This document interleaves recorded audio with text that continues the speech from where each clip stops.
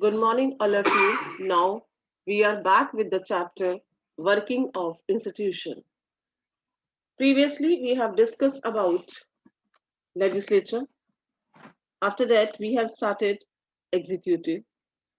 We have already discussed political and permanent executive, the Prime Minister, the Council of Ministers. Now we'll start the President. When we are talking about the President, as we know, the Prime Minister is the head of the government. The President is the head of the state. In our political system, the head of the state exercises only nominal powers. The President of India is like the Queen of Britain, whose functions are in large extent ceremonial. That means only for decoration. The President supervises the overall functioning of all the political institutions in the country so that they operate in harmony to achieve the objectives of the state. Now, we'll discuss the election procedure of the President of India.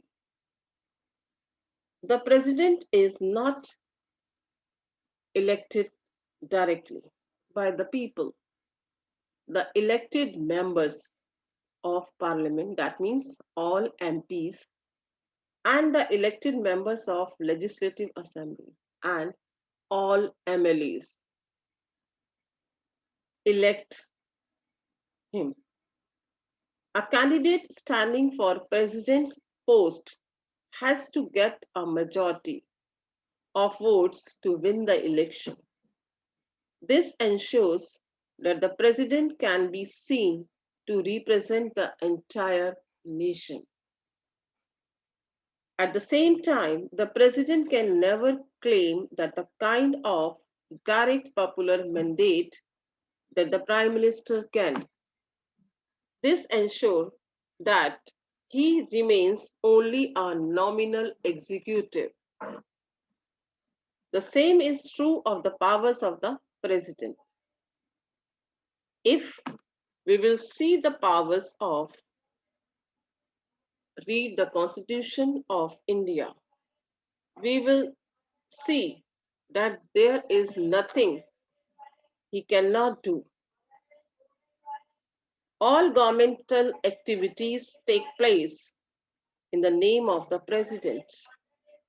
All laws and major policy decisions of the government are issued in his name. All major appointments are made in the name of the president. That include the appointment of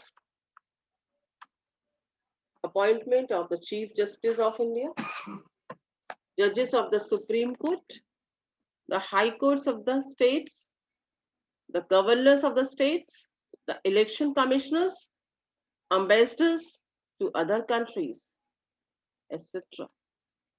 All international treaties and agreements are made in the name of the president. The president is the supreme commander of the defense forces of India. But we should remember that the president exercises all these powers only on the advice of Prime Minister and Council of Ministers. But if the same advice is given, again, he is bound to act according to it. That means president's powers are having their own limitation. He is only nominal powers, and that too on the advice of Council of Ministers. The president can ask the Council of Ministers to reconsider its advice But if the same advice is given again, he or she has to bound to act according to it. Same in the case of a bill. A bill passed by the parliament becomes a law after the president gives assent to it. If the president wants, he or she can delay this for some time and send the bill back to the parliament for reconsideration. But if the parliament passes the bill again, he or she has to sign it. That means if you will think over this, what will be the function of president? What does the president really do?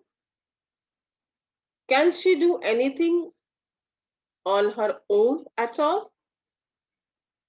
There is one very important thing he or she should do on her own, that is to appoint the prime minister. When we are talking about prime minister, when a party or coalition of parties secure a clear majority in the elections, that in that condition, president has the power to appoint the leader of majority or coalition that enjoys majority support in the Lok Sabha. When no party or coalition gets a majority in Lok Sabha at that time, he exercises her discretionary power and president appoints a leader of her opinion.